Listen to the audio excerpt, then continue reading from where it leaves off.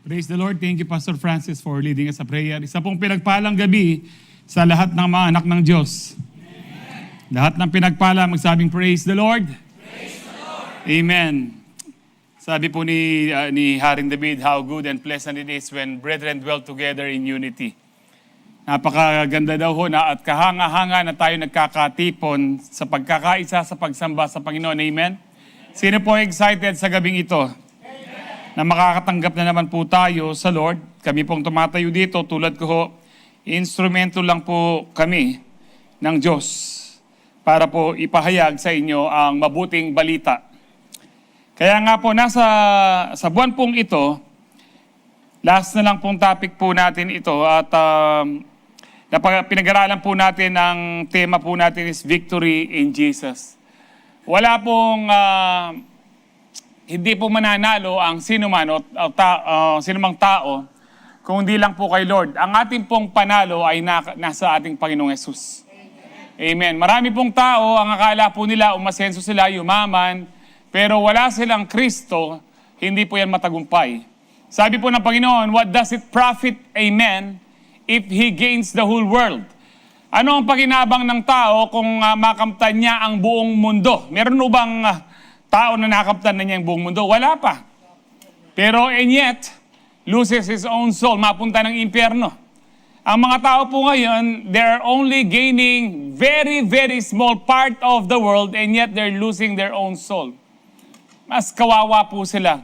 And that is why tayo po ay dapat pong magtagumpay, lalo na ngayon pong matagumpay na tayo kay Kristo. Kaya lang, araw-araw may mga spiritual battle ho tayo, may mga kinakarap po tayong mga pagsubok, kailangan po tayong lumaban. Sa mga nagdaang Sabado na pinag-aralan po natin, sigurado ang panalo po natin kung tayo lang ay lalaban kasamang Panginoon. Na hindi po natin tinatalikuran, na pag-aralan po natin yan, hindi natin tinatalikuran ang ating mga pagsubok. So napag-aralan na po natin nung unang Sabado, victory over sin and death. Hindi na po tayo alipin ng kasalanan at hindi na po tayo takot sa kamatayan.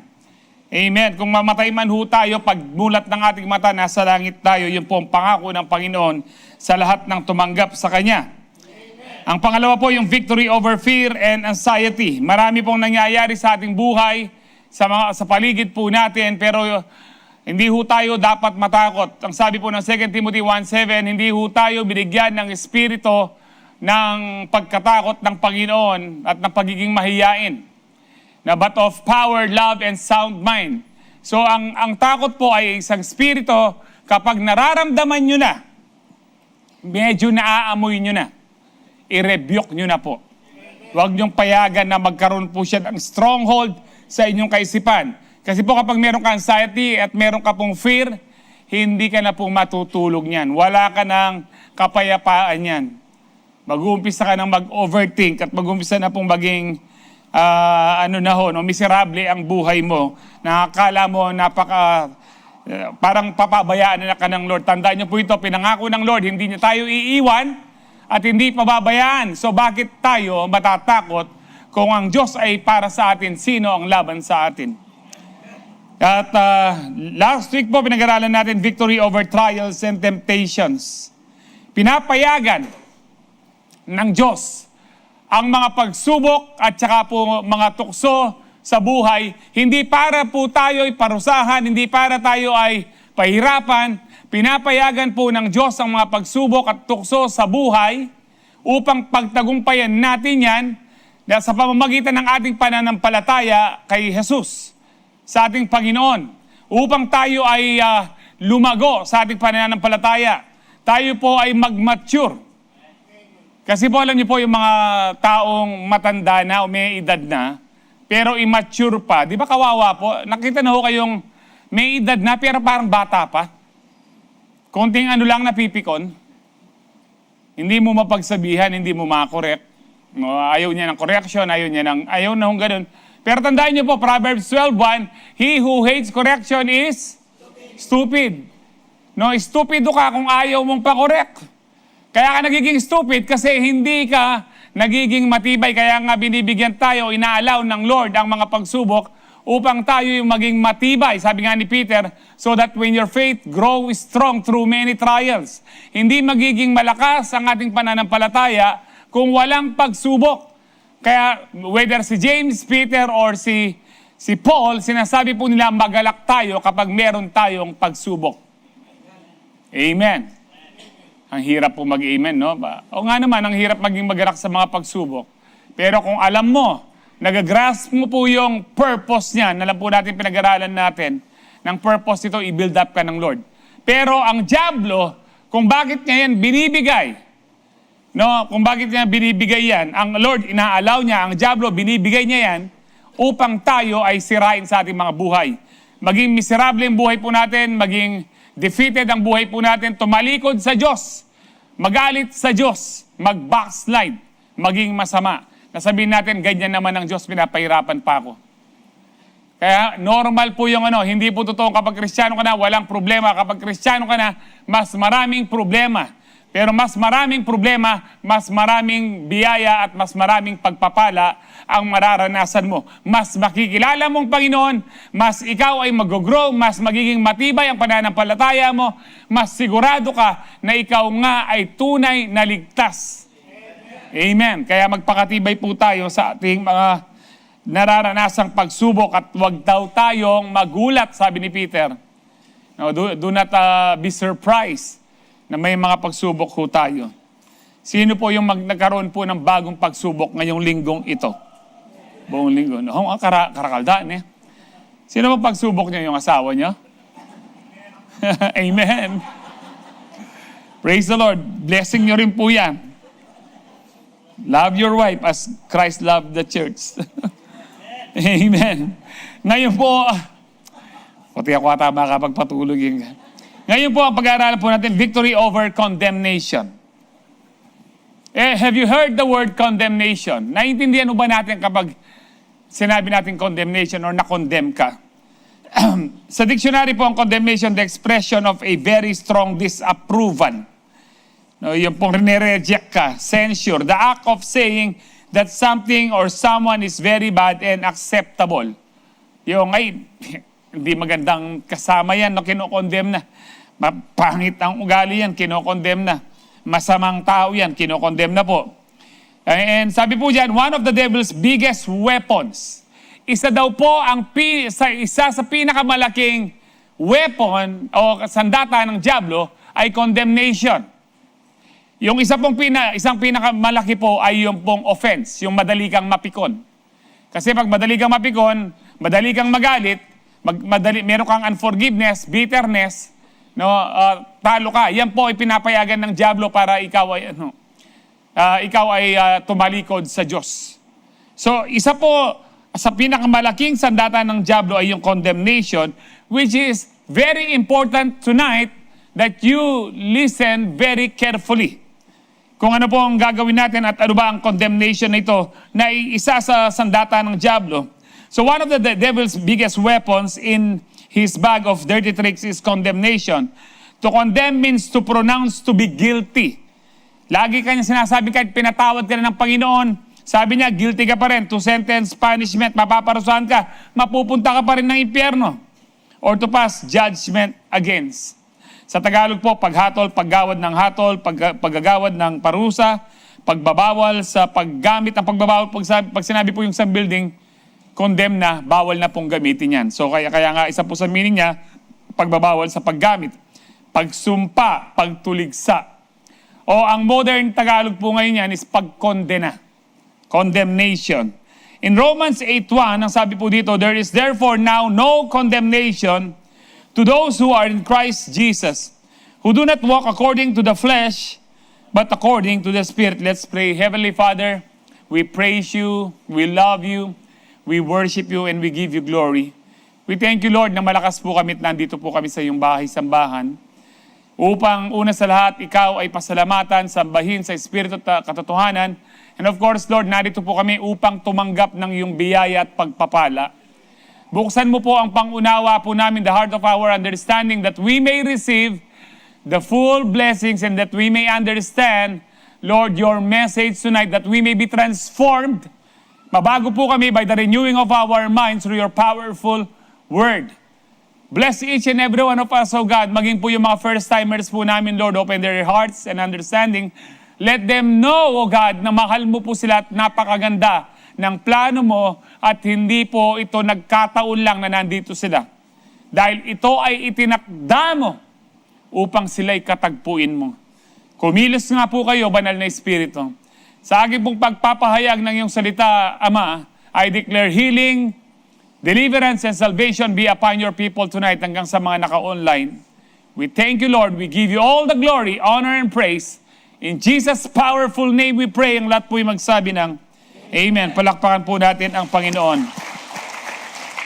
Ang sabi po ng Romans 8:1, wala na daw pong pagkondena sa mga taong na kay Kristo na. No? And ang ano po diyan, who do not walk according to the flesh but according to the Spirit. Mas explain ko na lang po yan sa mga pointers po natin. But ang gusto ko pa hong mas expound ang condemnation, mas maintindihan po natin na magbigay pa ako ng intro po sa inyo kung ano talagang condemnation. In the Bible, condemnation is a legal and judicial term referring to a formal verdict of guilty that carries a specific penalty or sentence.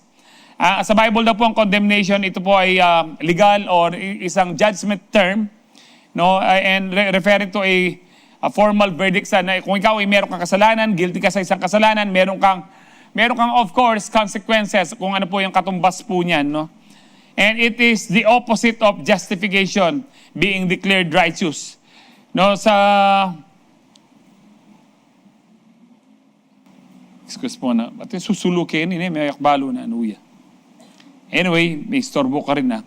So, anyway, kung ikaw, kapag ikaw ay justified na, ibig sabihin po ng justification, just as if you did not commit any sin.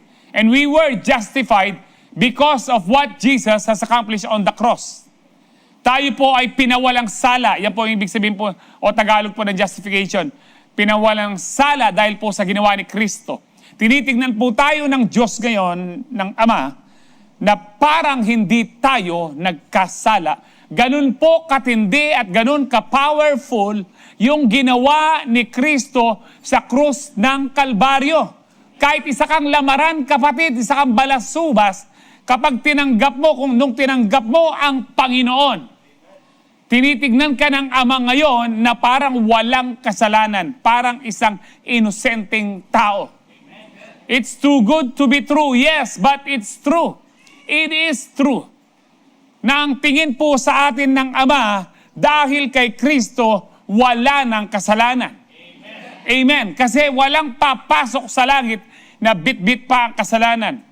Pag tayo po ngayon, wala ng kapangyarihan ng kasalanan, wala ng kasalanan. Hindi ba tayo nagkakasala? Pasok, nagkakasala. Alam niyo po sa Romans, bago po ang Romans chapter 8, ano po siya? Romans chapter... you cannot do the math? Bago po Romans chapter 8, Romans chapter... Very good children. Di tangalwa isipan, di po, nanyak siya. Next week, balo yun na kanya. Now, doon po sa bandang huli ng chapter 7, yung gusto kong bumait, ang sabi po ni Paul, pero hindi ko magawa. Dahil doon sa kasalanan, nasa, kala nyo magrarap ako na gusto kong bumait. Yeah, break it down. Pero hindi ko magawa, sabi niya, dahil doon sa kasalanan na nasa laman ko. Sabi niya, kawawa ako. Paano rin yan ako kanya? No, sino magliligtas sa akin? Kaya nga po, pagdating sa verse chapter 8, therefore, sa makatuwid, sabi niya, wala nang pagkondena yung mga na kay Kristo na. Opo, kasi nga, nasa ano pa tayo, laman, nagkakamali tayo, nagkasala. Sino dito yung kanina nag-drive kayo, nainis kayo doon sa sumingit sa inyo? Nakakita na naman kayo ng kamote driver. Amoy utot. No? Ibig sabihin, ba nun, nagkasala ka na wala na po salvation mo? No. Hindi po nawawala po agad ang salvation po natin. Gusto ko lang bigyan po ng diin po ito. No, opo, naniniwala tayo nawawala ang salvation, pero hindi agad. Ang Diyos po ano po siya, no? Nagagalit po siya, pero hindi agad-agad nagagalit. He is abounding in love but is slow to anger. Yun pong sabi ng Bible. Kaya nga po ng mga Old Testament, bago talamak na po ang ang kasalanan ng Sodom, bago po niya pinarusahan. Sobra na po yung kabaklaan, yung homosexuality sa Sodom at Gomorrah. Basahin niyo po yung Bible, sobra na. Kahit sinong gusto nilang makita, kahit bisita lang, gusto nilang makipag-sex. Umabot, sabi ng Panginoon, umabot na ang pag-iyak ng Sodom sa aking trono, kaya ako bumaba, sabi niya kay Abraham. No? Maging ang mga Israelita, nung panahon ng mga judges, napaparusahan sila kapag sukdulan na ang kanilang kasalanan, ipapasakop sila sa mga Midianites o kung kaninong kalaban po nila. Kapag po sinik na naman sila nila si Lord, umingi ng tawad, i-rescue nila si Lord, katulad kay Gideon, no? Katulad kay Samson, kay Deborah, no? I-rescue, pero pag nagkasala, balik na, ganun na din, nung binigyan ng hari. Paparusahan kapag nagkasala ng mga Israel, kapag sukdulan na. Sa New Testament, ganyan din po, no? Gusto kong i-remind lang kayo sa James chapter 1, pwedeng pakita po natin verse 14 to 15, na kapag talamak na ang iyong kasalanan, sabi, but each person is tempted when they are dragged away by their own evil desire. Meron tayong own evil desire. Kaya lang, hindi pa kasalanan yan kung hindi mo papatulan yung own evil desire. Opo, maniwala kayo, bawat isa po sa atin, meron pang kasamaan sa laman po natin. Na-entice tayo, pero kapag bumigay ka, sabi po dyan, no, after the desire, pinag-iisipan mo, madalang lang naman. Ngayon lang, ang tagal ko lang din nanonood ng pornography, patulan ko nga. Then after desire has conceived it gives birth to sin. Kasi lagi mong iniisip, lagi mong minemeditate. Kung anong madalas mong iniisip, anong madalas mong minemeditate, yun sigurado ang magagawa mo. No? Kaya sabi po ng Panginoon kay Joshua, meditate on my word, day and night. Kasi kapag mineditate mo ang word ng Lord, ang magagawa mo ang word ng Lord. Masusunod mo ang word ng Lord. Kung lagi mong iniisip kasamaan, masusunod mo rin yan. Yung mga nagre-rape, hindi po biglang nag-rape yan na para pong manok na nakakita po ng inahin, pinatungan na lang, hindi po siya ganun. Mineditate po nila yan. Di po pang, ang sarap atang mag-rape. Ang ganda ng batang ito, pagpaplanuhan ko, paano ko i-rape. Yung iba, pamangkin, or anak, or apo, pinag-iisipan nila, no, dahil sa kakapanood nila na fit po sila ng masasama sa kanilang utak. Remember, kapag di mo binantayan ang isip mo, ang utak mo, mapupuno po ng kasamaan yan, at lagi mong iniisip, magagawa mo. Kaya nga, after that desire has conceived, pinagbuntis mo, pinag-iisipan mo, it gives birth to sin. At kapag nagpatuloy ka sa kasalanan, and sin when it is full grown, pag puno ng salop, no, FPJ, para hindi nyo lang makalimutan, sabi dyan, it gives birth to death. So nawawala po, mamamatay ka uli. Hindi po ito physical. Kasi po, banal ka man o makasalanan, mamamatay ang physical mo, kapatid. Spiritual po yan. Nabuhay muli ang spiritual natin, kaya tinawag tayong born again, born in the Spirit, born from above, born of God. Nung tinanggap natin ng Panginoon, yung patay na espiritu natin na buhay. Kapag nagpatuloy ka sa kasalanan, mamamatay muli yung na born again mong spirito. Pero kaya nga po, kanina nagkasala kayo, hindi po na walang salvation nyo hanggat na kay Kristo kayo. Amen. Huwag nyo lang pong yung i-enjoy pa at deliberate. Amen ho ba? Lagi po natin pinipreach yan, kaya lang gusto kong bigyan ng diin po yun. Now, balik po tayo. In the biblical context of Romans 8:1, yung Greek word po ng condemnation is katakrima. Ang sabi po dyan, it signifies a final judicial verdict of guilty handed down in a court of law rather than just a feeling of shame. Nakakasunod ho ba kayo? No, hindi lang po ito feeling ng ikaw ay napahiya. It represents the formal legal sentence and the resulting punishment that humanity deserves for failing to meet God's standard. No, sa Bible po, dahil hindi po natin na-meet ang standard ng Panginoon, hindi natin, kasi po, you cannot be saved by the law. Pwede po ma-save ka ng law kung ma-perfect mo. Aside po sa 10 Commandments, meron pong 613 law of Moses. Binigay ng Diyos kay Moses. 613.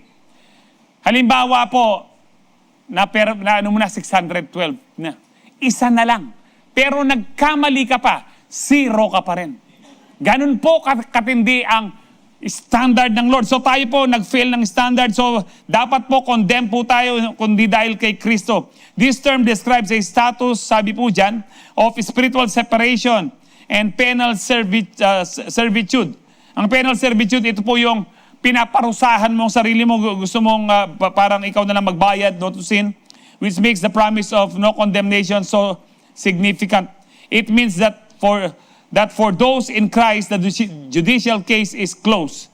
Kung ibig sabihin po nito, yung na kay Kristo na dapat po maparusahan tayo, mapunta na tayo ng impyerno, pero sarado na po yung kaso po natin. Hindi na pwedeng buksan. Yung sinabi ng Panginoon, tetelestai, it is finished. Bayad na ang ating pagkakasala. Fully served na yung sentence natin. Ang Panginoon na ang kumuha ng parusa. And then, ano pa yung pangatlong meaning ng tetelestai? The battle has been won. Panalo na po tayo. Amen. Panalo ka na, kapatid. Amen. The penalty has been paid and sentence has been completely removed.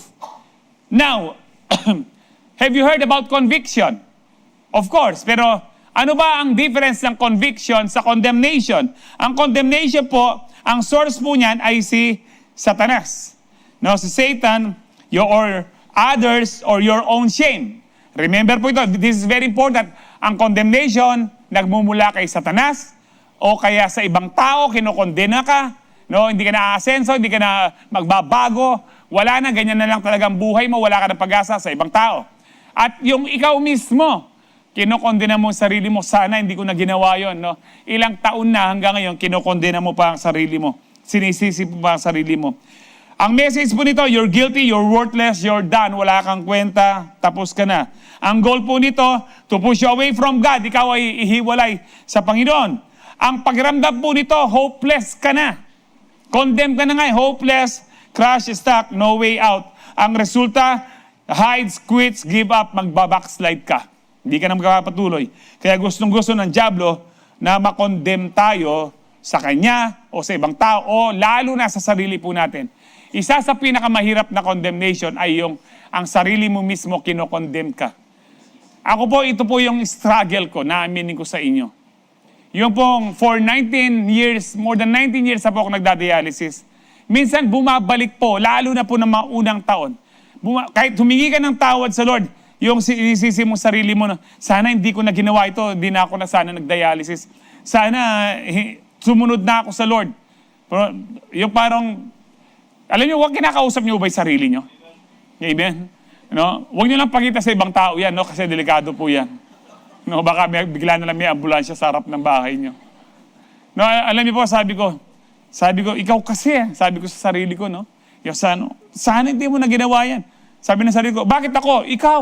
Hindi, bakit ako? Ikaw. Sabi ko, pareho lang ako ito, ako. No? Sabi ko, alam niyo po, kaya nga po, dalawa lang po, kapag ganyan ka, madidepress ka, o ang isa, masisiraan ka ng ulo.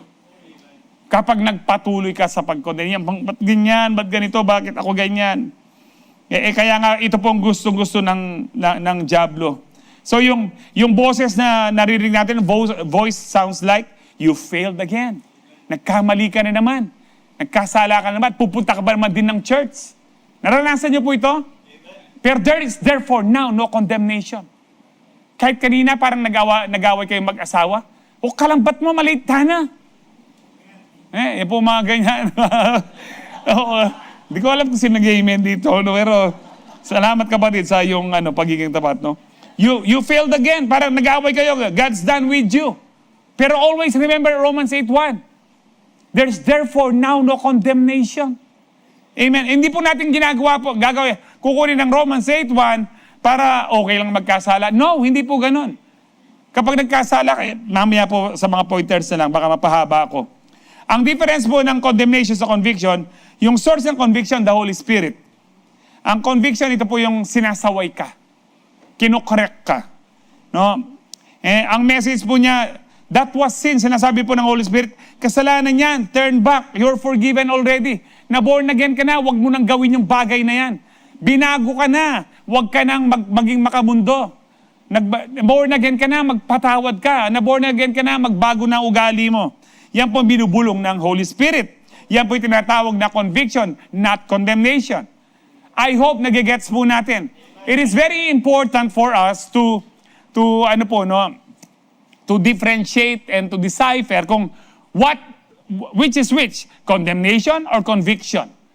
No, very obvious naman po yan. Kapag alam mo naman nagkasala kapag kinokorek ka, Holy Spirit yun. Alam nga naman sabihin ko, kinokorek ka. Hindi naman ako nagkamali. Ano na po yun, demonyo na po yan. Dapat aminin po natin, nagkamali tayo.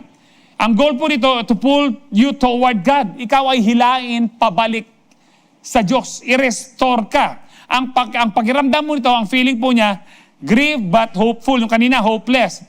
No, nag-grieve ka, ang sakit na, parang pong si Peter, nag-grieve po siya, nagkasala siya sa Panginoon nung tinatwa po niya ng 3 beses. No, umiyak po siya. Pero merong pag-asa.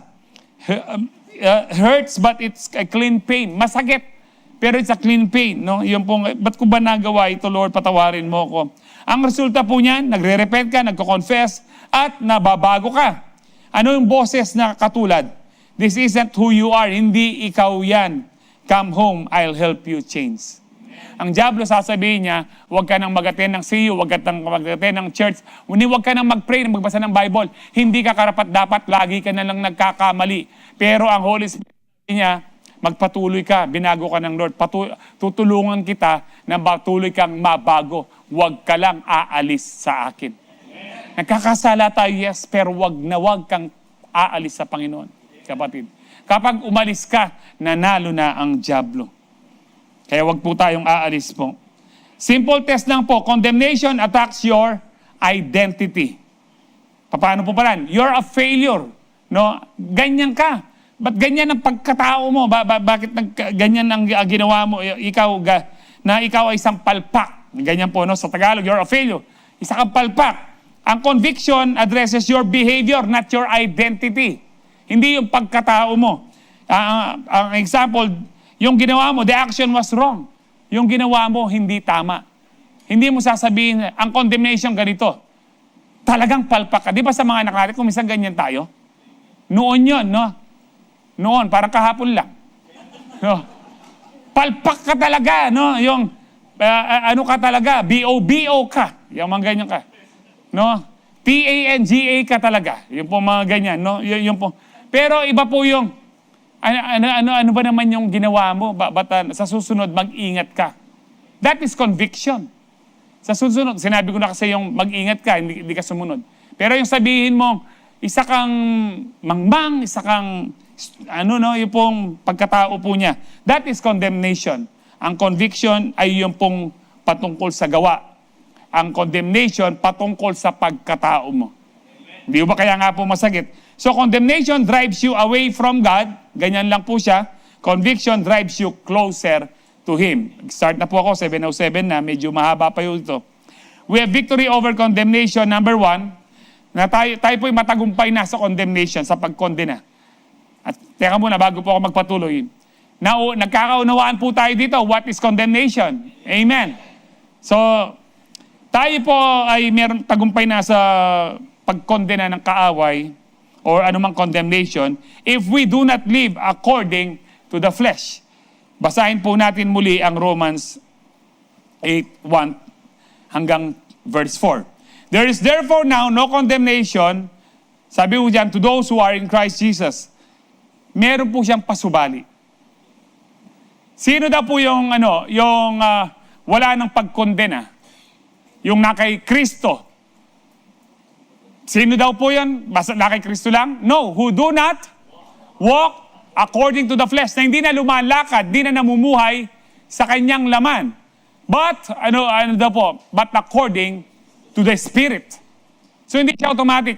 Now, baka po mapansin nyo, sa mga bagong translation po ngayon na NIV, NLT, ESV, anything hanggang lang po yan. There is therefore now no condemnation to those who are in Christ Jesus, period. Tapos, verse 2 na po siya. Bakit ganon, Pastor? Mahaba po ang explanation, but ganito ko lang po iaan-ho yan. Ang King James, at saka po ang mga New King James, ASB, NASB, yung mga Old English, na mga sinaunang Bible, ang manuscripts na nahukay po nila ay mas bago kesa sa mga NIV. Nung nakakita po sila ng mas lumang mga manuscripts, more than 27,000 manuscripts of the New Testament, nakita po nila wala yung who do not walk according to ano. Yung kay King James, I think nasa 2nd century or 3 century, no, AD, na nakita po yan. Pero meron bang problema yan? Wala po. May mga scriba po, mga scribes. Ang mga scribes, ito po yung mga nagtatranscribe, nagsusulat po ng mga, kung ano pong sulat po yan na binigay o narinig, isa na po yan, ang scripture. Sinusulat po niyan, nililipat po nila. At hindi po yung mali na nilagay po dyan ng mga scriba, yung who do not walk according to the flesh, but according to the Spirit. Nandyan man yan o wala, yung buong context. Remember, ang Bible po, wala talaga siyang chapter, wala po siyang verses. Tuloy-tuloy na sulat po siya. Kaya epistle po ang tawag ang epistle ay letter, sulat. Siguro hindi po kayo sumulat sa mahal nyo sa buhay noon, nung uso pa yung sulat, nalalagyan mo siya ng chapter. No? Halimbawa, nag-Saudi ka. Parang si Pastor Jess, nag-Saudi. Pag sumulat ba siya noon? Sumusulat ka ba noon, Pastor, na chapter 1? Chapter 1, first Jess. Tapos verse 1, kamusta na kayo dyan? No?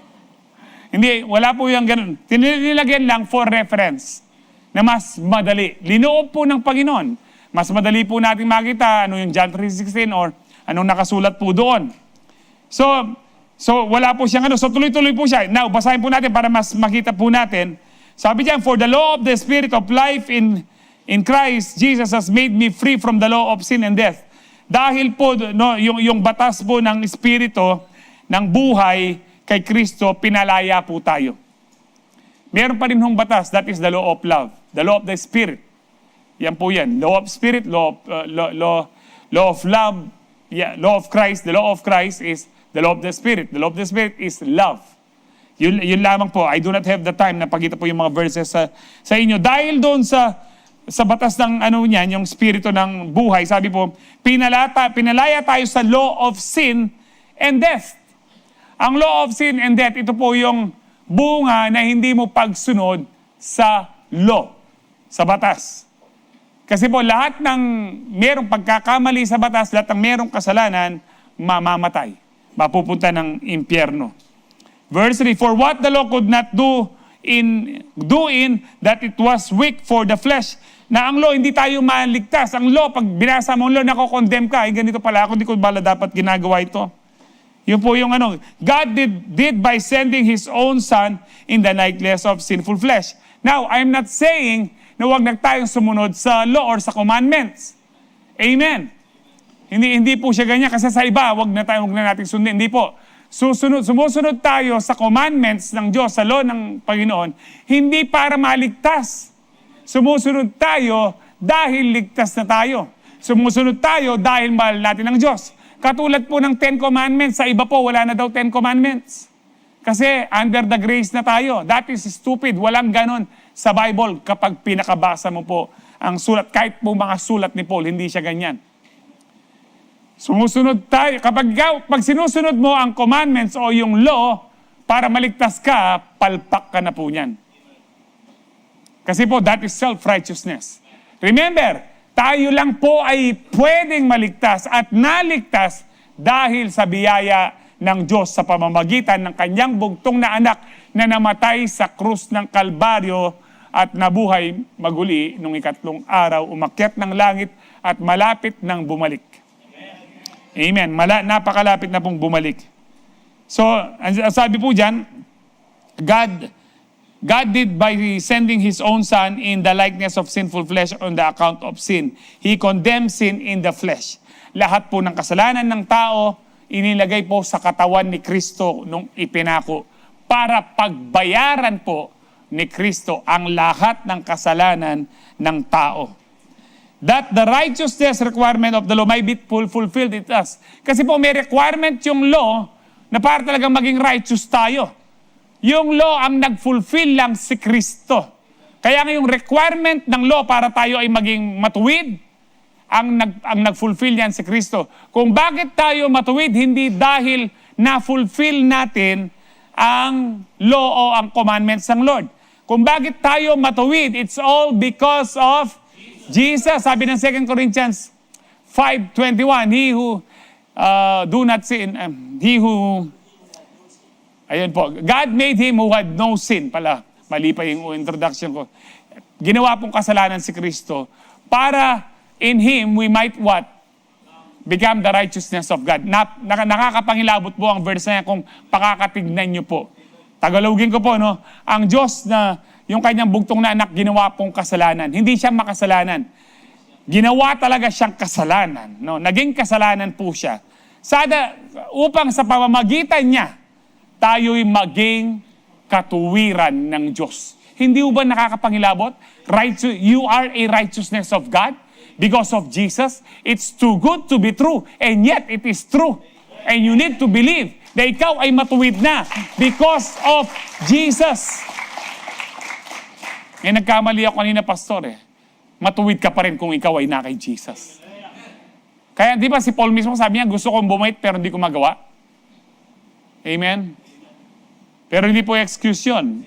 Pwede mong pagtagumpayan yan. Kaya nga, therefore, hindi ka na mako-condemn if you walk according to the Spirit. According to the Spirit. Amen.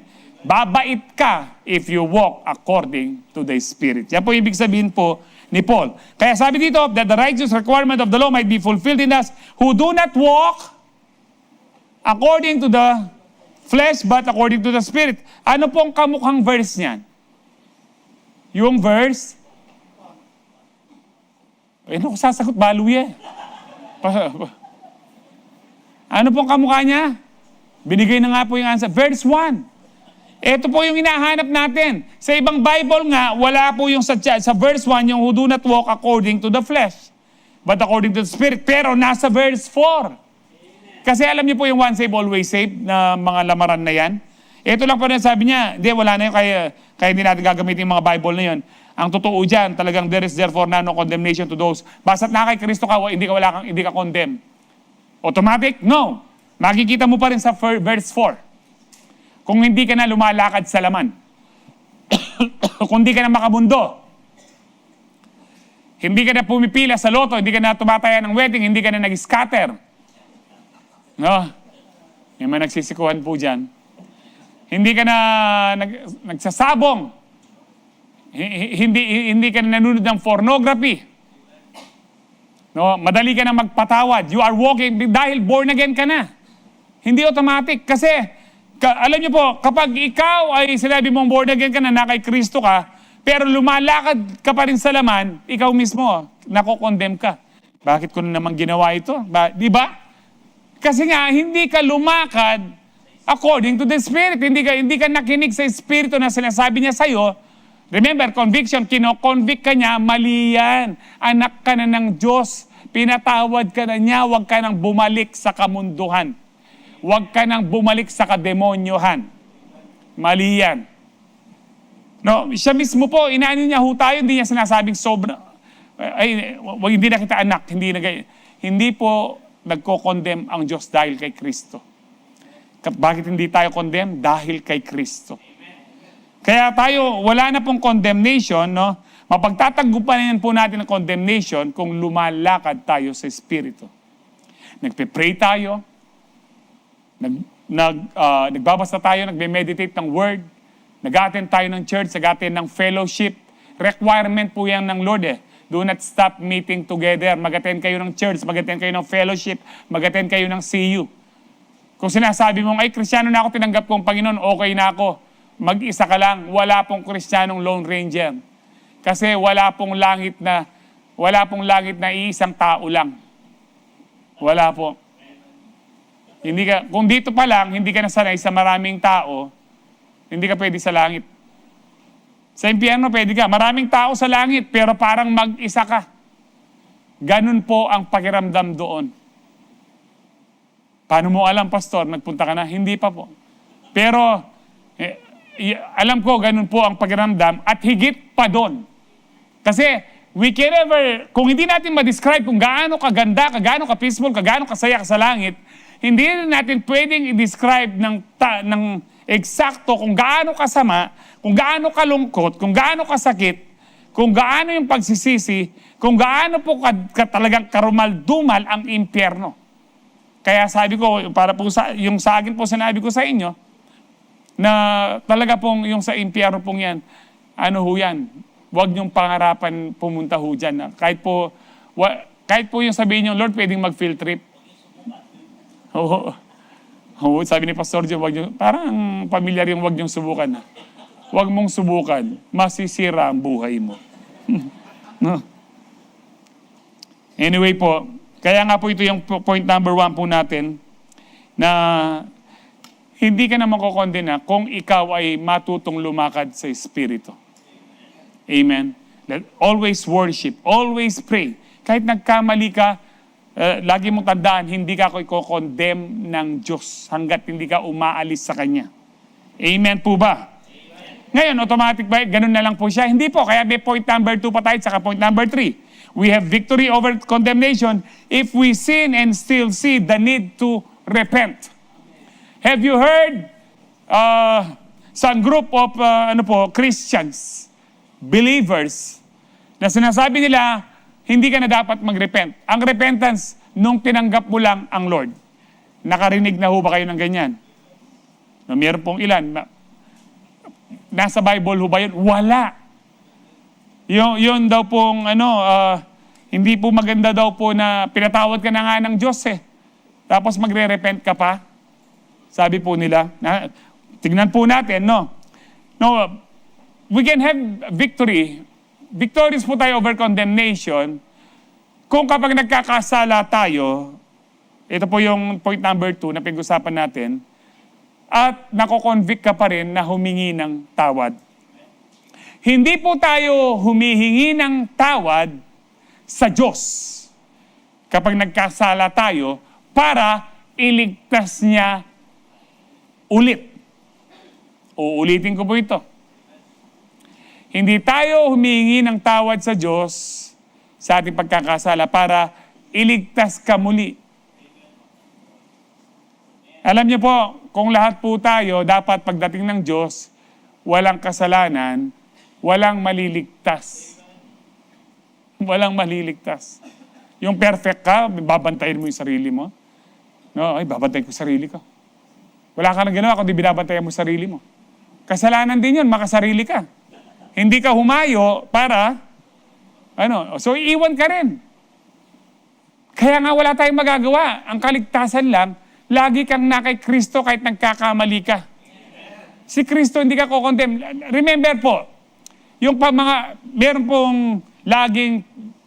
pong pinili ang Panginoon sa 12. Out of thousands na disciple po niya, ang natira is 500 na lang. Nung nag-ascend po siya sa heaven, ang sabi po ni Paul sa Corinthians, more than 500 po yung mga believers na nakakita sa kanyang pag-akyat.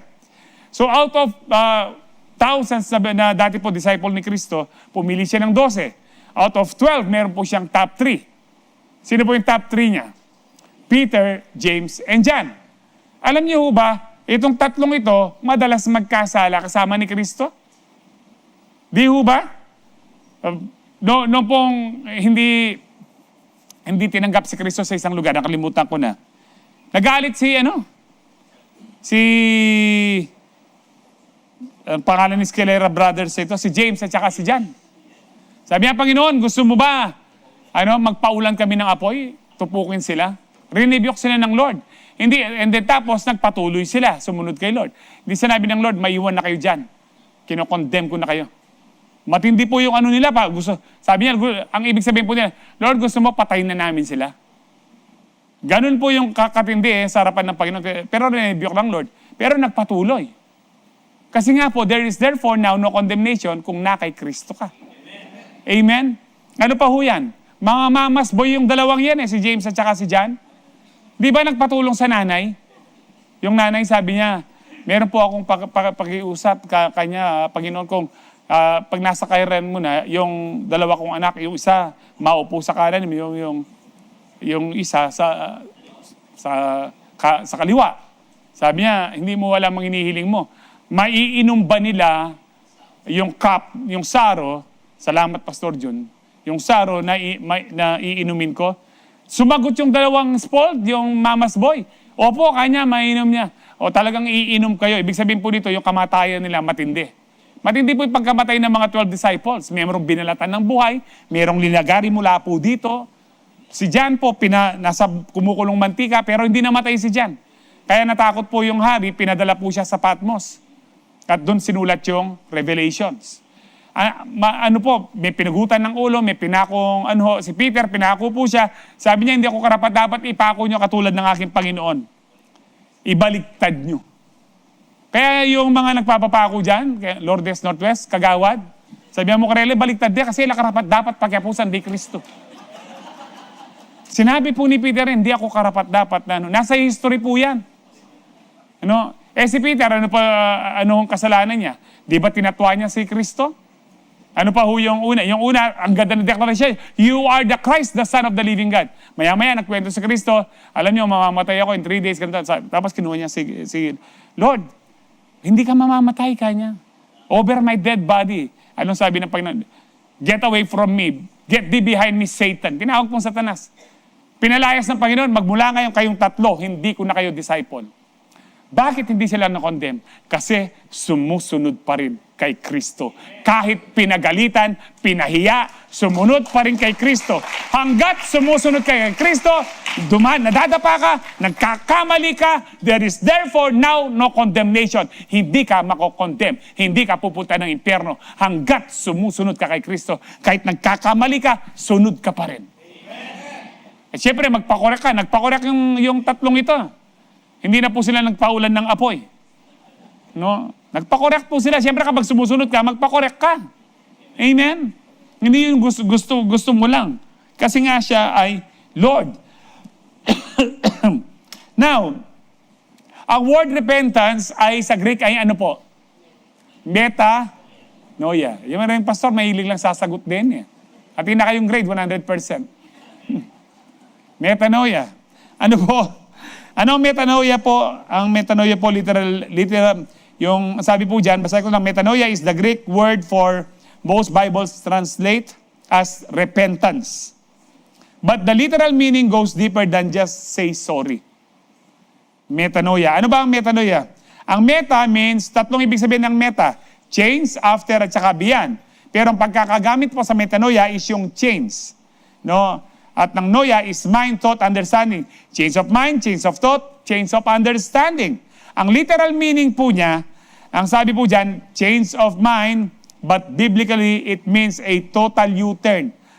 Ilang degree ang pag-ikot?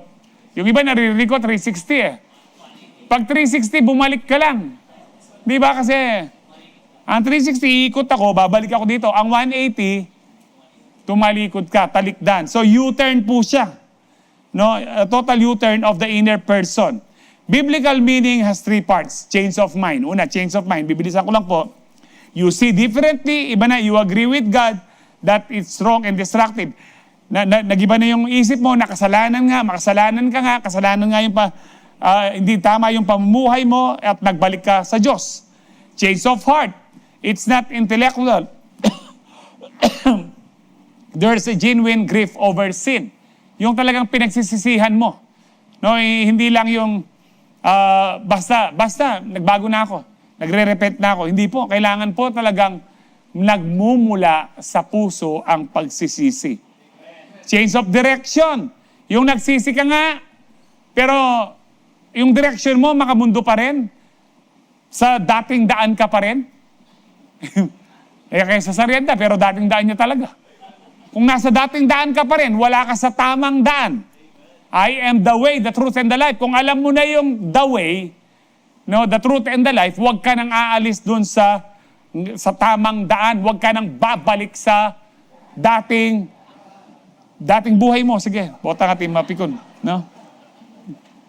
Pero yun po yun, hindi ka nababalik sa dating buhay mo. Kaya nga po, sabi po ni Paul, your life turns, sabi ni Paul sa Acts 26:20, repent and turn to God and demonstrate repentance by their deeds. Sabi po ni Paul, tinuro ko nga sa kanila, sabi ni Paul dyan, yung buong ano po niyan, na that they should turn to God and demonstrate their repentance, yung metanoia nila, yung pagsisisi nila, yung pagiging born again nila sa pamamagitan ng kanilang mga gawa.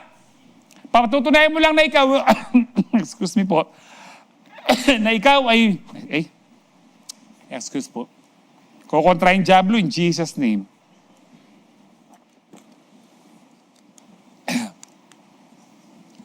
Kung ikaw ay talagang merong metanoia, metino ka.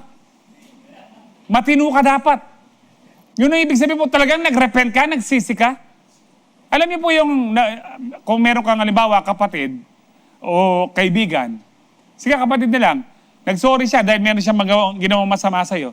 Pero pinagpatuloy niya yung paggawa niyang masama sa'yo. Nagsisi talaga siya? Hindi. Kung talagang nagsisisi tayo, hindi mo na patuloy na sasaktan ang Diyos. Amen po ba? Kaya nga po, it is not just feeling bad, no?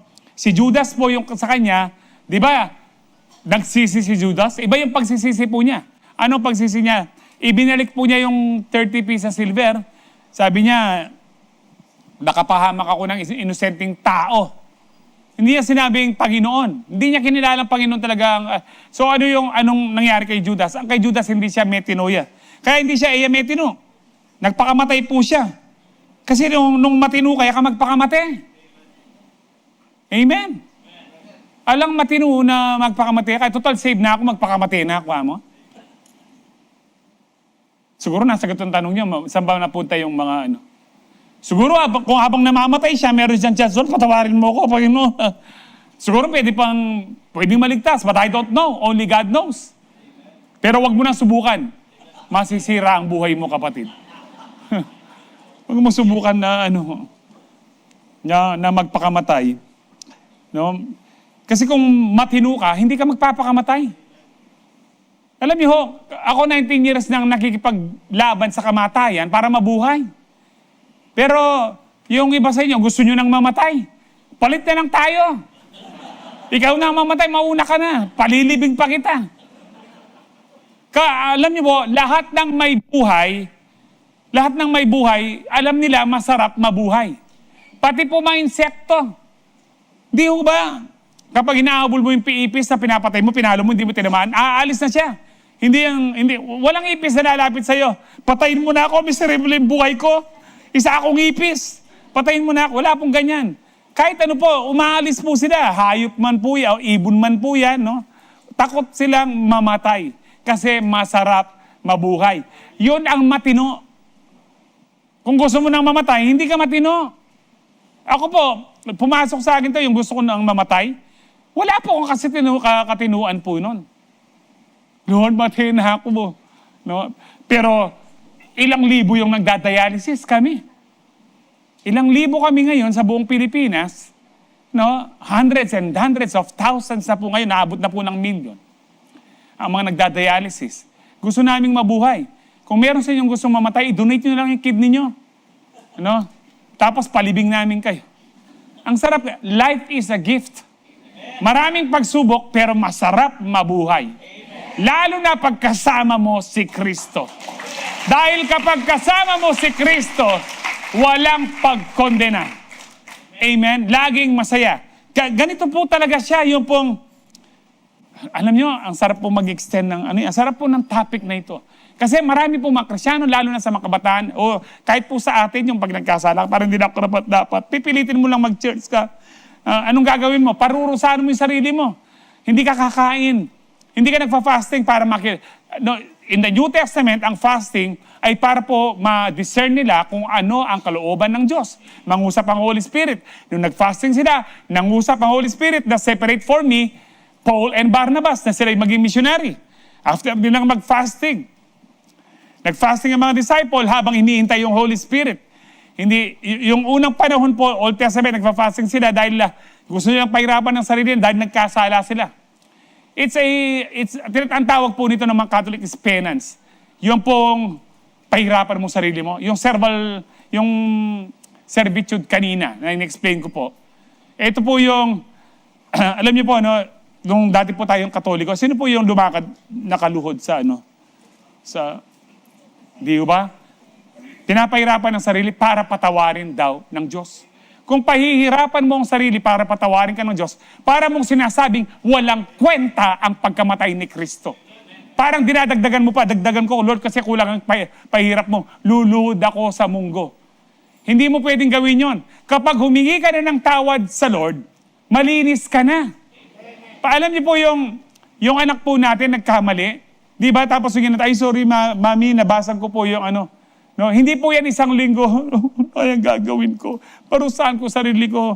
Pakagat ako sa alanggam. Hindi po. Pagkatapos po nun, masaya na yung bata, naglalaro na. Kasi sa atin po, parang pastor, para bang nagkasala? Parang walang nangyari. Talaga pong gano'n, parang walang nangyari. Dapat masaya ka na naman. Dahil pinatawad ka na naman ng Panginoon. Dahil 10 minutes na lang daw po ako. Number 2 ko pa mo po, no? Pero I'm enjoying preaching. Nag-enjoy ho ba kayo sa work, no? Kasi ako po mismo, kung minsan umano po yung na-condemn ka dahil sa mga ginawa kung hindi ko ginawa noon, kung hindi ako naging pasaway sa Lord, hindi sana ako nag-dialysis. Mabigat po ito sa sarili ko. Yung po, kailangan kong maunawaan talaga yung grace ng Lord. Na hindi ka na niya sinisisi, hindi ka niya kinokondem, hindi nagalit ang Diyos sa iyo, kapatid. Huwag mong pahirapan ang sarili mo. Kahit namura mo yung driver kanina, humingin ka ng tawad ngayon, no? Ano ka pa rin, save ka pa rin, mahal ka pa rin ng Diyos. Hindi ko kayo binibigyan ng lisensya para magkasala. Amen? Dapat maliwanag po ito. No? Pero kapag humingi ka na ng tawad, dapat okay na. Hindi katulad po ni Judas, ang ano po tawag sa kanya, metamelomai. Yung pong he killed himself. Bakit ano po ito? No? Yung kay Peter, ito yung metanoia. He came back to Jesus. Di ho ba, nung sinabi ni Mary na nag-resurrect si Lord, sinong unang tumakbo papunta sa tomb? Si Peter. Pero nalagpasan lang siya ni John. Noong pong nangingisda sila, at sabi ng Lord, ano na po ito, no? Nag-resurrect na si Lord. Ihagis niyo ang inyong lambat on the right side of the boat. Nung nakita po nila, ang daming malalaking isda, 56 po ata, ang lalaki. Sabi po ni John, ay si Lord John, sino unang tumakbo palapit kay Lord? Si Peter. Pero bakit ang lakas ng loob ni Peter? Gayong itinatwa ni Peter ang Lord sa harapan niya. Tinignan niya, di ba, sa ibang gospel, tinignan ni Lord si Peter nung tinatwa siya. Pero bakit hindi na nahiya si Peter? Kasi alam niya na hanggat sumusunod ka kay Lord, humingi ka ng tawad, hindi ka i-condemn ng Lord. I-reinstate siya ng Panginoon eh. Peter, do you love me? Peter, do you love me? Peter, do you love me? 3 beses, kasi 3 beses nagkamali si Peter. Reinstate si Peter. Kaya nga po, kahit nagkakamali tayo, hanggat sumusunod tayo kay Lord at ina-acknowledge natin yung ating mga kasalanan, pagkakamali pa rin, walang condemnation. Hindi ka mapupunta na impyerno. Hindi ka mapaparusahan, kapatid. Kaya nga, masarap ang buhay kapag ikaw ay na kay Kristo. Hindi yung gusto mong pagbayaran. Kapag pinagbayaran mo yung kasalanan mo, wala ka na sa grace. Grace lang po kaya tayo pinatawad ng Panginoon. Amen. Sabi po sa 2 Corinthians 7:10, godly sorrow brings repentance. Kay Peter, godly sorrow that leads to salvation. Pero, and leaves no regret. Hindi, wala nang regret, wala nang pagsisisi, wala na yung babalikan mo pa. Kasi sabi ng Panginoon, I will forgive their sins and remember them no more. And then, ano po sabi dito? Regret, sabi po dyan, but worldly sorrow brings death. Yung kay Peter, godly sorrow. Yung kay Judas, worldly sorrow. Kung umiiyak ka lang, nagsisisi sa mga ginawa mo, pero hindi ka bumilik sa Lord, worldly sorrow yan. It will lead you sa kamatayan. Magpapakamatay ka na ng katulad ng Panginoon. Kapag nagsisi ka, pumunta ka sa Panginoon. Dahil patatawarin ka niya, hindi ka lang niya basta patatawarin po, lilinisin ka pa niya, mamaya po. Pero ang short version po ng metanoia, a led changed mind that leads to changed life. It's less, I'm sorry I got caught, and more, I was going my way, now I'm going God's way. Ito po yung metanoia, God's way, not my way. Amen, mga Frank Sinatra. and now the end is near. Kaya nga po, sabi sa 1 John 1:9, if we confess our sins, sinabi mo ba dito, pag-iisipan ng Panginoon? No, He is faithful and just to forgive us our sins. Ano ibig sabihin dito? Kung a-admit lang natin, yung confess na word dito, ang ibig sabihin din sa Greek is you admit. You agree with God na nagkamali ka. You agree with God na nagkasala ka. Sabi po dyan, He is faithful and just to forgive us our sins. Faithful po siya. Ang ibig sabihin, agad-agad patatawarin ka niya. Sinabi mo ba dito, patatawarin ka niya at ililigtas ka niya muli? Bakit hindi sinabi ni John na ililigtas ka muli? Dahil kapag, sabi ko nga sa inyo, hindi tayo nagre-repent o hindi tayo, Jesus name, hindi tayo nagko-confess ng ating kasalanan para maligtas muli. Para alin po? Para maging sensitive muli, yung relasyon natin sa Lord, maging sensitive tayo muli sa Kanya, marinig natin siya muli, at malinis tayo. Pero hindi para maligtas muli. Dahil nung tinanggap mo si Lord, ligtas ka na kung hindi ka pa rin umaalis kay Lord hanggang ngayon. Amen. At nakikita mo, umaasenso yung buhay mo. Ibig sabihin ng umaasenso yung buhay mo, nababago ka, patino ka ng patino, kasi nga, metanoia, metinuna ka. Kung matino ka last year, dapat mas matino ka ngayon. Kung matino tayo ngayon, dapat sa susunod na Sabado, mas matino ka na naman. Patino ka ng patino. Amen, ho ba? Dahil ikaw ay tunay na Kristiyano. No, Kristiyanong Pilipino. Ang Pilipino daw nga po, pili na pinipino pa. Parang metanoia lang ang dating. Amen, ho ba? Minute na ko yata, eh.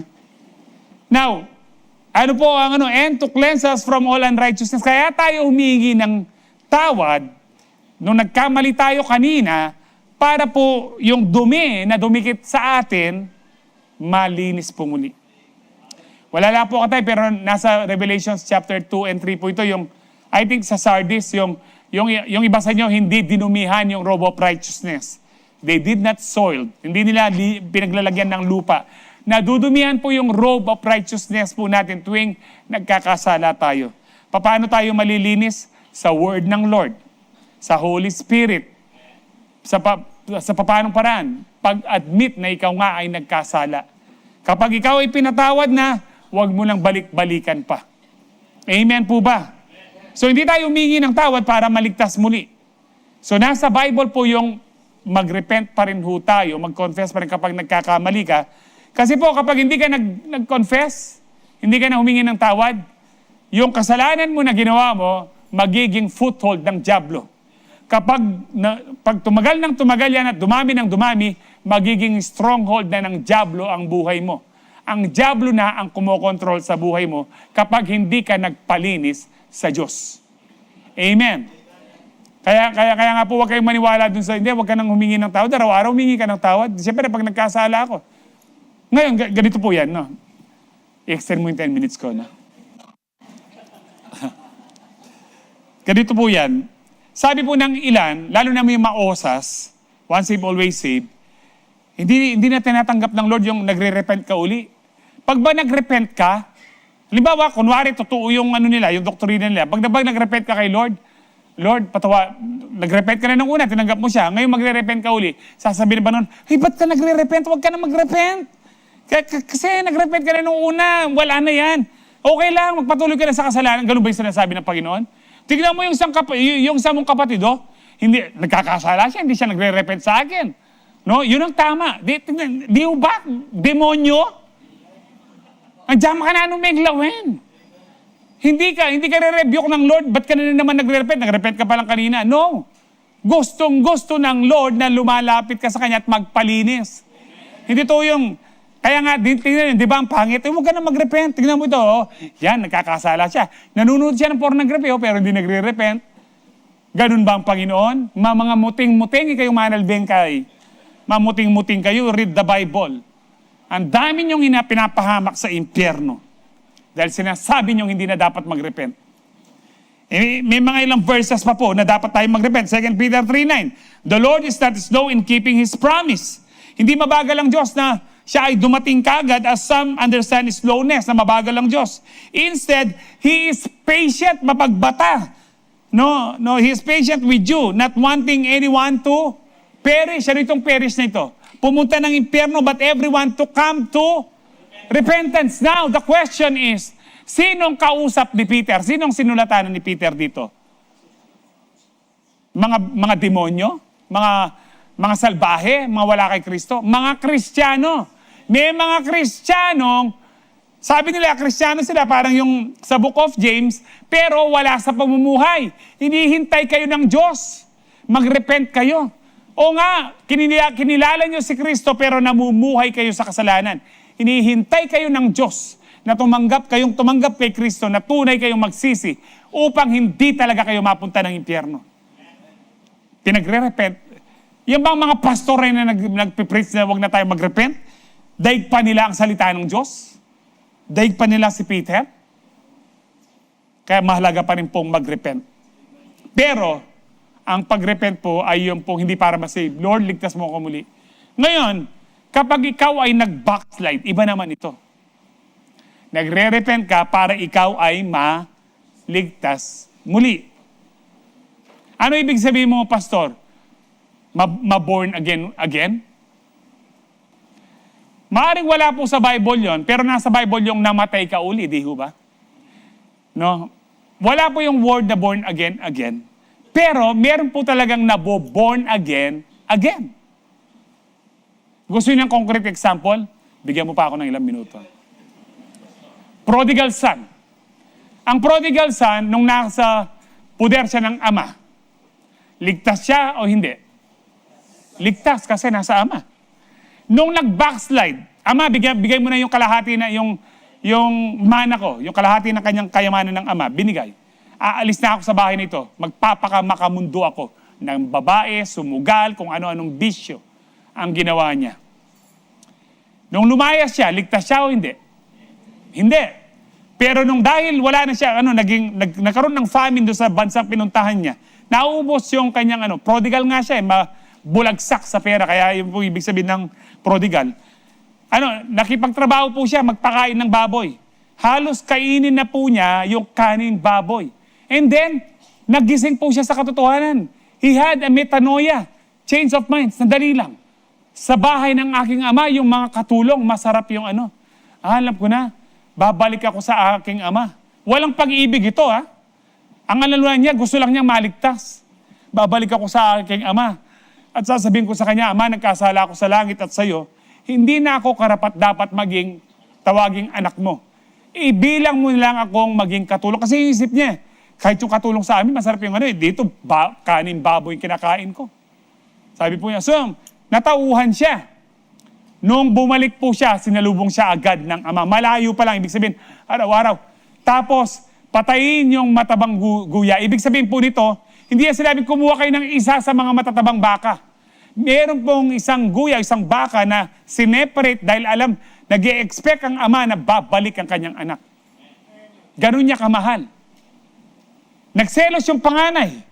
Anong sabi ng panganay? Ama, ang tagal ko, nagpaka-alipin ako sa iyo. Minsan hindi mo ako binigyan na kahit na isang biserong kambing para mag-celebrate kami ng mga kaibigan ko. Sabi ng tatay, anak, ang lahat ng nasa akin ka, sa'yo. Hindi niya naintindihan. Meron siyang slave mentality, anak pala siya. Pero anong sabi po ng nung una sinabi nilang ama ito, pero sinabi uli sa anak, itong kapatid mo na dati, patay. Born again dati patay, ngayon muling nabuhay. Anong tawag doon? Dating buhay, born again.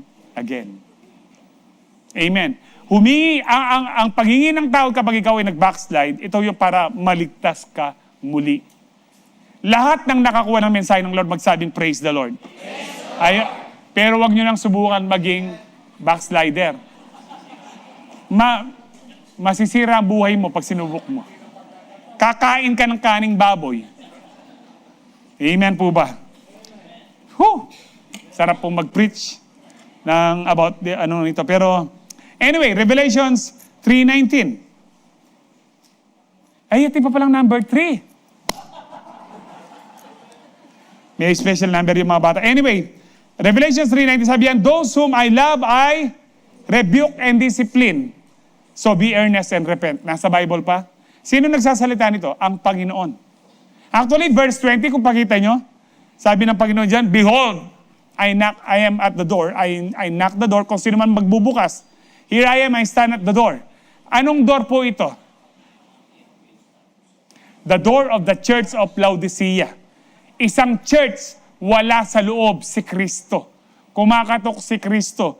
Kasi itong church na ito na Laodicea, puro programa lang ng tao. Hindi si Kristo ang nasusunod. Kaya sabi niya, kumakatok sa pinto. Una, sabi niya, mag-repent kayo, rene-rebuke ko kayo. Wala na ako sa church niyo. Wala na ako sa church niyo. Sabi niya, mag-repent kayo. So, nandyan po yung word na repent. And then, Proverbs 28:13, whoever conceals their sins does not prosper. But the one who confesses and renounces them finds mercy. Ano ibig sabihin ng prosper nito? Hindi ka yayaman? No. Hindi ka magkakaroon ng kapayapaan. Yun ang unang prosper dito. Hindi ka magkakaroon ng katahimikan. Hindi ka magkakaroon ng tunay na kagalakan kapag meron kang inaalagaan na tinatagong kasalanan. Nasubukan nyo na bang magtago ng kasalanan? May kapayapaan ba tayo? Alam mo ba yung dati meron kang girlfriend kahit may asawa ka na, at kapag kasama mo sa labas, sa mall, nakaganong ka, at meron ka kakilala, parang hindi ka makita. Bakit? Walang kapayapaan, di ba? Uy, kamusta na kaninong abi mo? Ala. Di ba? Kinakabahan ka lagi kasi meron kang inaalagaan na kirida. Meron kang inaalagaan na kasalanan.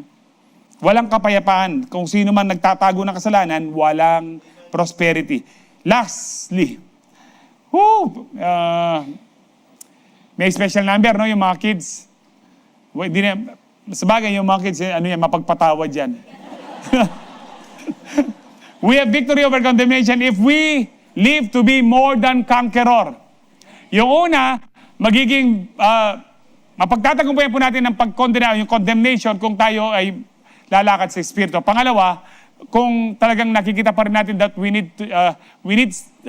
still need to repent if we sin. Ang pangatlo po, if we live to be more than conqueror. Ituloy po natin ang Romans, no? Romans 8:33-39, who will bring any charge against those whom God has chosen? Sino ba yung magbibigay pa ng kaso dun sa mga pinili ng Diyos sa pinatawad? It is God who justifies. Ang Diyos ang nagpapatawad. Who then is the one who condemns? No one. Walang pwedeng mag-condemn. Bakit? No, Jesus Christ, ang pinaka-judge ng lahat. Ang pinaka-judge ng lahat, pinatawad ka na. Sino pang pwedeng mag-condemn sa'yo? Wala na. Dahil kumbaga, ang korte, ang Supreme Court po natin, sabi niya, wala ka ng kasalanan, wala nang pwedeng umapila. Kasi nga, Supreme Court na. Di ba? Ito, ang pinaka-supreme talaga na korte ay ang korte ng Diyos. Ang sabi ng korte ng Diyos, wala ka ng kasalanan. No, hindi ka na mako-condemn. Bakit? Dahil si Kristo na namatay sa atin, more than that, who was raised to life, it is at the right hand of God, is also interceding for us. Nag-intercede sa atin. No, kapag nagkasala tayo, hindi tayo mag-fail sa ating pananampalataya, magpatuloy pa rin tayo. At nag-intercede, sinasabi niya, Ama, pinatawad, alalahanin mo, Ama, pinatawad ko na. Napatawaran na siya dahil namatay din ako sa taong yan para sa krus ng Kalbaryo.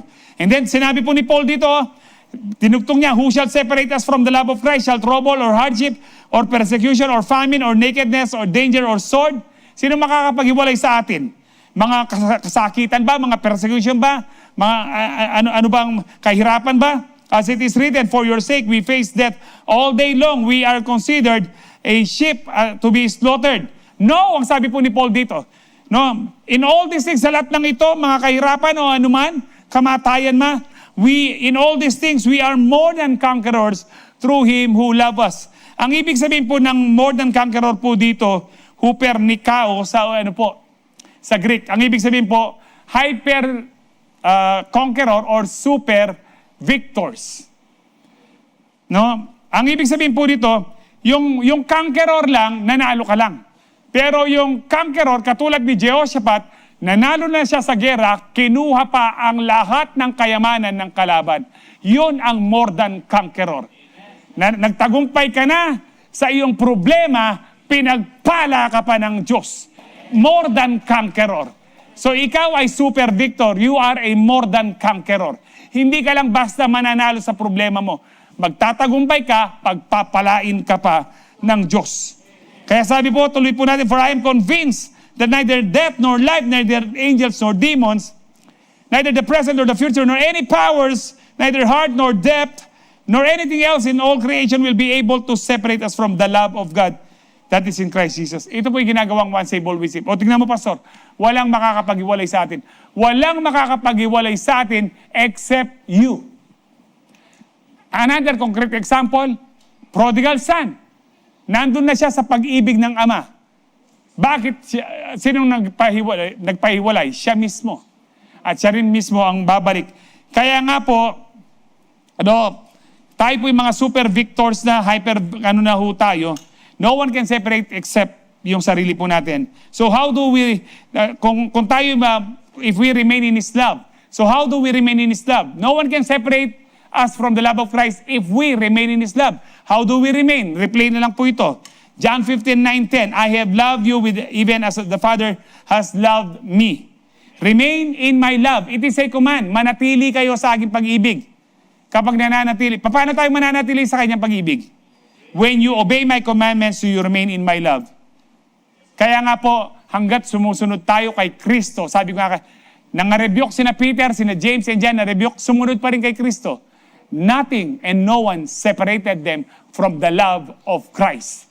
Kahit mga balasuba sila dati, mga lamaran sila dati, gusto nila pumatay ng tao, pero hindi sila nahiwalay sa pag-ibig ni Kristo. Nagpatuloy silang sumunod kay Kristo. Hanggat sumusunod ka kay Kristo, nananatili ka sa pag-ibig niya. Kung nananatili ka sa pag-ibig niya, walang makakapaghiwalay sa pag-ibig ni Kristo sa atin. Kung walang makakapaghiwalay, you are now a more than conquerors. You are now super victorious in Christ. Hindi lang victorious, kundi super victorious. Amen po ba? Amen. Lahat ng mga super victors magsabing praise the Lord. Praise the Lord. So we can live as more than conquerors or hyper conquerors or super victors if we remain in His love. Mag-review na po tayo. Victory over condemnation if we do not live according to the flesh, if we sin and still see the need to repent, if we live to be more than conquerors. Last verse po, habang piniprepare po ang ating communion, 1 John 5:4-5, for every child of God defeats the evil world. Sino daw po ang makakapagtagumpay sa masamang mundong ito? Every child of God, bawat isa. Hindi po pili lang. Kapag ikaw ay na kay Kristo, anak ka ng Diyos. Kung ikaw ay anak ng Diyos, siguradong matagumpay ka na. And we achieve this victory, paano natin tayo magiging victorious? Through faith in Christ.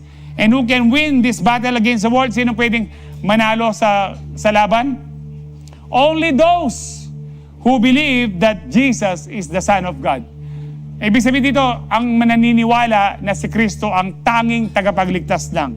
Naniniwala ho ba kayo? Wala nang ipagtagapagligtas, si Kristo lang. To believe is to palakpakan po natin ang Lord. Tayo po lahat ay tumayo. Sige po, as we are being served, kung nagkasala kayo kanina, humingi po kayo ng tawad. And then maging masaya na po ang buhay nyo. Because there is therefore now no condemnation in Christ Jesus.